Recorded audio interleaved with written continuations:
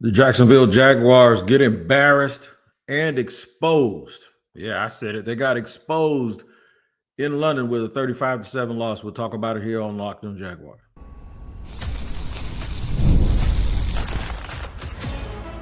You are Locked On Jaguars, your daily Jacksonville Jaguars podcast. Part of the Locked On Podcast Network, your team every day. All right, welcome to the post-game show here on October 19th. The Jaguars lose to the Los Angeles Rams 35-7. I'm Tony Wiggins. I'm going to run you right through it, let you know, give you a little bit of a roadmap what we're going to talk about here. First and foremost, thank you for tuning in to Locked On Jaguars, where it is your team every day. It is always us. That thank you for making us your first listen. We do appreciate you. We do not take you for granted here. Also, wherever you find your podcast or like them, whether you watch or listen, make sure you tap into that location each and every day so you don't miss an episode. All right, I'm going to run through it real quick. It's not going to be nice, but it's going to be precise. All right, second half, we'll talk about bye week to make decisions clearly. We'll get this thing going, though, by talking about more questions than answer. They got embarrassed today, man. Y'all saw it. I saw it. And this has been building up to this point. This is the point where optimism for the fans is no longer a priority for me personally. I'm just going to be honest and tell you the truth. And the truth is the Jaguars have some major issues.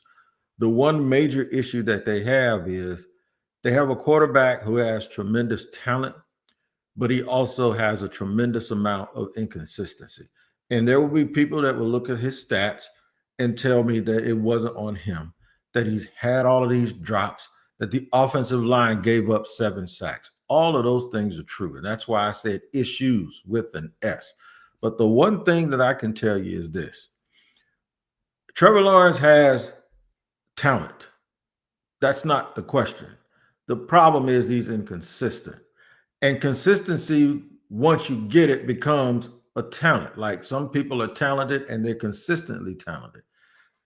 I said at one point that he would have to get away from the very things and the very feelings that we have about people like Jameis Winston.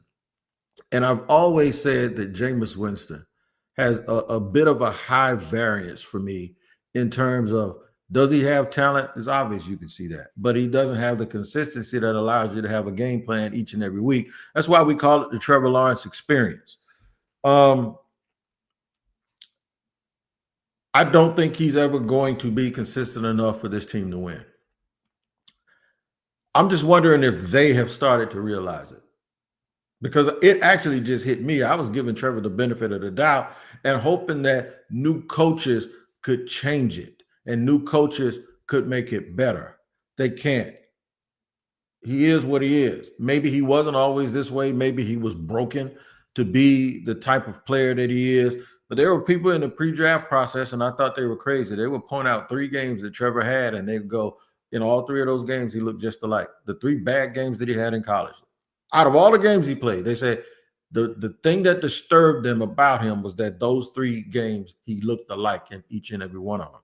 And that's what he's looking like week to week to week to week here. It's not that he's the biggest problem. It's just that when you're trying to figure out what the problems are, you're looking for your quarterback to be your solution. Now, if you think about what they have said here, they have said that they are not trying to solve problems. They're trying to find solutions, right? They're continuing to try to find a solution with Trevor Lawrence, and he is not the reason. So everybody wants to say about Travis Hunter and Brian Thomas Jr. Brian Thomas Jr., I don't know what to say about Brian Thomas Jr. right now. I'm going to start talking about Edgar Bennett. That's right, the home team, the wide receivers coach here. You got Hall of Fame worthy players like Jimmy Smith questioning the technique of the wide receivers, and yet still nothing is being done about it. I'm not saying that they need to listen to Jimmy, but what I'm saying is they need to at least address certain things that a guy like that will tell you is a part of the problem, like release points and all of that stuff. We can get to all of that a little bit later. Travis Hunter did have a little silver lining, his best game as a pro. And these things go hand in hand with something that I'm going to tell y'all in segment number 2 here, because we only have 2 segments today. Travis Hunter actually had 8 catches for 101 yards, got his first touchdown. And it seemed like somebody woke up and said, we're going to try him. We're just going to try. He played the least amount of snaps he played on defense. The one that he did play on defense is where he matched up one-on-one with a Hall of Famer, and he knocked the ball out of his hand, but and got the Jaguars off the field, right?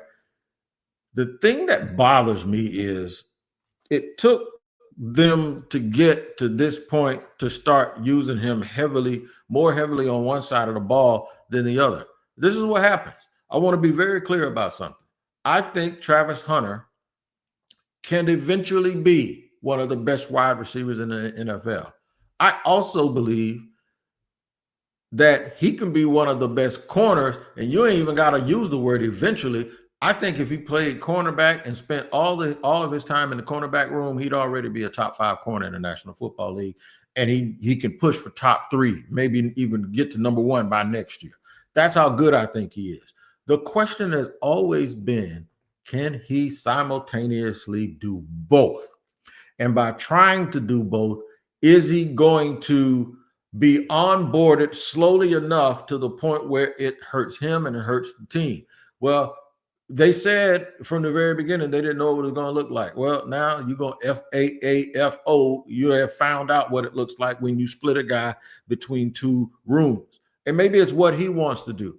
But I think sometimes you have to save somebody from themselves. Maybe now he's caught up enough on offense and they realize they can't rely on Brian Thomas Jr., where they're going to force feed him. I don't care if he's playing the X, the Z, the Y, or the F.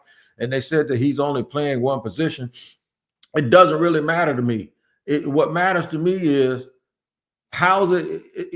your job is to win. And you don't have to win all the games right away the first year. But you do, in my opinion, have to, while you're trying to do one thing, I think they've done right by him because they've done what he wanted them to do. But I don't think that let me correct it. They've done the right thing by him, but they haven't done the right thing for him. At some point, man, they got to get past promises that were made and have to do what's best to help the team, which ultimately is going to be the best to help him. If you're going to make him your wide receiver, he has to be wide receiver 1. He's the best player you have on offense. If you're going to make him a corner, he has to be corner number 1. If you're going to do both, fine. At this point, it might start looking better. But I do believe a lot of problems that they've had, even some of the penalties, which they were out of, I'm not blaming them on him. It's for some people not being around or being where they're supposed to be all the time with one room. And that was the thing that I worried about with this situation. So we're going to get to those penalties too, because that's going to be something that slaps right in the face of Liam Coen, of his coaching staff. It's like, are they so busy worried about all of these other things that makes them great? Getting Travis done and how you do this, instead of just focusing on the main thing being the main thing, because I have never in my life seen a team so penalized. They did it again today. We'll go through a couple of numbers from the box score, but we ain't going to choke ourselves and put ourselves in a headlock with stats, because we already know stats don't tell you the whole story. We'll get to all of that in just a second here on Locked On Jaguars. All right, today's show is sponsored and brought to you by Rippling. If you're a business owner, and here's the truth, SaaS promised to make work easier, but now the average company is buried by hundreds of apps that slow down your teams and simply don't work together. That's not SaaS, that's sad. Software as a disservice. That's why you need Rippling. Rippling is the united platform for global HR, payroll, IT, and finance all in one place. They've helped millions of businesses replace a mess of disconnected tools with one system designed to give leaders clarity, speed, and control. And right now, you can get 6 months free when you go to rippling.com/lockedonnfl. It's serious, man. And it's simple to use. It gives companies one source of truth for their people, data, and everything they touch. It's Rippling. Learn more at rippling.com/lockedonnfl. That's rippling.com/lockedonnfl for 6 months free. Terms and conditions apply. And today's show is also sponsored by PrizePicks. That's what this episode is about. PrizePicks, man. You want to win you some money. you need to go to PrizePicks, man, because all you got to do, it is so much fun. It's a simple way to add more excitement to football. Just pick more or less on player projections like Josh Allen's passing yards or Saquon Barkley's rushing for a touchdown. And guess what? That means that you can get paid all in the game that you play and love and watch. And you can, even if your team doesn't win like mine ain't winning, you can get paid. Download the PrizePicks app today and use the code LOCKEDONNFL to get $50 in lineups after you play your first $5 lineup. That's code LOCKEDONNFL for $50 in lineups after your first $5 lineup. PrizePicks. It's good to be right. Today's show is also sponsored and brought to you by Mazda. Mazda crafts cars for those who do more than simply move, man. Mazda delivers confidence with every ride because they have more top safety picks and awards than anyone else as of August 2025. You can make everyday drives feel like anything but everyday drives, from smooth handling to intuitive controls. With all-wheel drive standard in every crossover SUV, you can drive with confidence through almost any season. Like our players, we sweat every detail because when you make every move count, impossible becomes irrelevant. Mazda, move and be moved.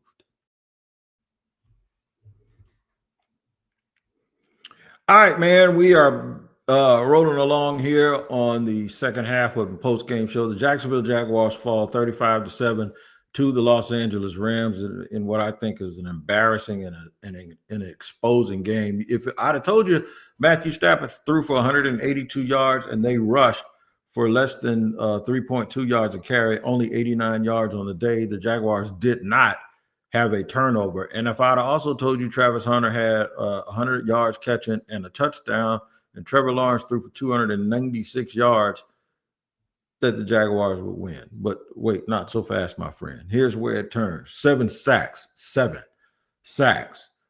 missed throws, miscues, bad decisions.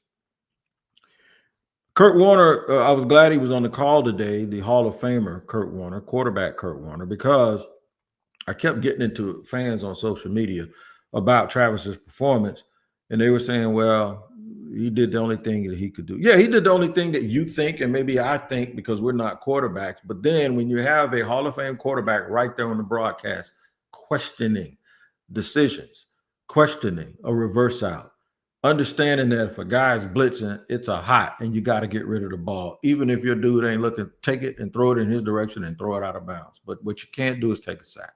And if you're going to take a sack, you can go to your left, but back out, reverse out. Don't turn your back. Trevor Lawrence has a bad habit of doing that, and there's nobody on earth that coaches quarterbacks that will ever tell you need to do that unless you're Michael Vick or Randall Cunningham or perhaps Lamar Jackson. But anybody else, you don't need to be doing that, right? So you get into it with people, and it's not what he did, but it's what he fails to do that continues to be the problem. He's just not going to ever lift this team up, man. And the offensive line, they got loose. I don't think he has pocket awareness, the pocket awareness that he needs. I'm not going to put it all on him, but what I am clearly telling you is that he is never going to be the solution here for Jacksonville, and I think they're realizing that. And now he has that contract. Doesn't mean he can't be good. Doesn't mean they can't be a playoff team. Kirk Cousins took teams to the playoffs. He's never going to be a Super Bowl winning quarterback that's going to stand up there and be one of the 7 or 8 quarterbacks in the NFL. In my opinion, I don't think he ever will be. Trevor's a problem. Walker Little is an issue. They're both I think in their first year of contract extensions, by the way. Josh Allen, he might be the biggest piece that you have. You notice how quiet I got it. He might be the biggest piece you have when it comes trying to think about who you're going to move. Dewey Wingard should be a backup and a good spirit guy, but he is not a free safety, and you saw that over and over today. Had one penalty that shouldn't have been called, but he had another penalty that was absolutely awful, okay? Brian Thomas Jr., I can't tell you what it is, but whatever it is, we don't like it. I would make Travis Hunter my number one receiver, unless you're going to make him your number one corner. It doesn't seem like they're going to do that. So a lot to unpack here with this team. There are people that are just confused. Now I'm confused because, and see, that's what not knowing the process and not knowing what to expect gets you. When it works, fine. When it doesn't, you get this kind of criticism, right? The kind of criticism is by trying to do for Travis what you promised him and you and everybody else you would do, have you actually hurt him? Have you stunted him a little bit? Now, I believe Travis Hunter has to be your number one receiver. The way this team looks right now, he has to be your number one receiver, because that's going to be the only way. Scoring touchdowns and putting pressure on the other team is going to be the only way you're going to be able to save any kind of face and justify whatever it is you think you're trying to do with him, right? And then maybe you can spot. I've been very, very clear. I thought he should have started at corner number one and then spot him at wide receiver. Now, from where we are now, he needs to be your number one wide receiver. You need to spot him on DB at corner and hope it works out where he can just guard a dude man to man at critical junctures of the game. That's what's going to have to happen, in my opinion. I don't know if they'll do it, but there's a lot of people on this team that you counted on, including the kicker and the punter and everybody else that I just mentioned. You did not have them on your bingo card as being reasons why this team wasn't good, right? Dyami Brown is slowly morphing into Dante Moncrief, and anybody that's been around here long enough knows they paid a one-year deal to Dante Moncrief for $10 million, and it was absolutely not worth it. I'm not going to even say Torrey Holt, because at least Torrey Holt was a champion who was an all-pro type wide receiver. This did not work. James Gladstone and the crew, I know they did well with Bashal Tootin and all of those, but how well? How well are those? Just because you pick guys late or find diamonds in the rough and they're better than people think, is that still good enough for the position that you're going to put them into? I don't know that yet, but there's a lot that has to be fixed for the Jacksonville Jaguars. We now have to realize that no matter how enthusiastic we have been and no matter how happy we have been about the things that they have done to change the culture from what it used to be, that it all was going to work in 1 year. It started out with a bang. It looked like, okay, maybe these dudes were just way better than the last regime said. Well, it's almost like now everybody's kind of watched the tape. And not watched it from a play calling standpoint, but watched the tape from, okay, he can't do this and he can't do that. There's a reason why these dudes are who they are. There's a reason why Walker Little is who he is. Even Pat McCary had a couple of penalties today. There's a reason why that's who he is. I really would like to get to some of these questions. I see a lot of comments. If the questions and comments are kind of redundant to what I'm really, really saying, I ain't gonna. So there are some people that say, you should make him the number one corner and the number one wide receiver. I understand that. I think if they focused on him being the number one wide receiver, he can be that. And if they focused on Travis being the number one corner, he could be that. But my problem is you're adding to the problem that I said was the problem in the first break. How do you onboard him to do that and get him up to snuff? Football is not basketball. You can't just throw a dude out there and say, go play. He has to actually learn stuff, and other people have to learn it with him. And then when the other people that have to learn it with him, they're struggling too, that makes the fact that he ain't in there all the time even worse. So I get that he should be both. I think the word shouldn't be should. The word should be could. He could be both, but that doesn't mean you have to make it happen. And then how do you make it happen is what got us to this point. He ain't the reason they're winning or losing. Just he might be part of the reason why they look like they don't know what the hell they're doing sometimes. And this goes to Liam Coen, and I'll give you this for the last minute of the show. You have to join me on Locked on Jaguars starting on tomorrow for the rest of it. They better start getting down to the details, even if it means them not being as friendly to people. They better get down to the nuts and the bolts and the details of blocking, tackling, lining up, understanding where you need to be, what you need to be doing. It seems like right now, man, it's almost like Club Med. Everybody's worried about the quality of the life of everybody, and everybody's worried about being nice. Even if it means them being not nice to me and the rest of the media, I don't care. At some point you got to channel that inner dad, and you have to channel that leader, that part of you that says, we ain't taking excuses. You either get it done or you can't. You either get it done or you can't. So I expect them to bring in some kickers. I expect them during the bye week to look for whatever they need. Everybody says they need an interior defensive tackle. I've even said they need a nose tackle. No, they need more than that. And we need to learn something from our past. The past is, let's stop blaming it on one obvious thing and realize there's a whole bunch of things that have to happen for a team to not look like that mess you saw on TV today from London. They need to get it all straight. I'm not one of those people that say, hey, man, they're 4-3 after 7 games. I'd take that. This ain't about that. This is about where they're going. This is about who are they right now, and are they being the absolute best that they can be? And if they aren't, then they need to change the pieces that they have in order to be able to do that. Make sure you check me out on Locked On Jaguars and Locked On NFL. Both shows each and every day, wherever you find your podcast. Make sure you tap in. Bad loss. Sorry we got to do this, but it is what it is, man. They got 2 weeks to try to get this thing right and get it back going. And if anybody wants to hit me up on social media and tell me, Wig, stop panicking, don't worry about it, it's going to be all right. Save your time, because I might end up blocking you or muting you, because it just doesn't make any sense that you could hear what I said and just go off doing something else. The Jaguars need fixing, and they need to do some soul searching, not only from a personnel standpoint, but from an attention to detail standpoint. They got to line up better. They got to stop getting penalties. And for God's sake, come out and actually look like you have some life when these games start, and don't look like you're just out there going through the motions. All right, we'll get to all of that this week. Lots to talk about, lots to dissect. Of course, I'll hear what Liam and the players have to say, and then we'll do our show tomorrow based on that. Until then, you guys take care. It is always a pleasure for you to join me here on Locked On Jaguars. Thank you. We'll see you next time.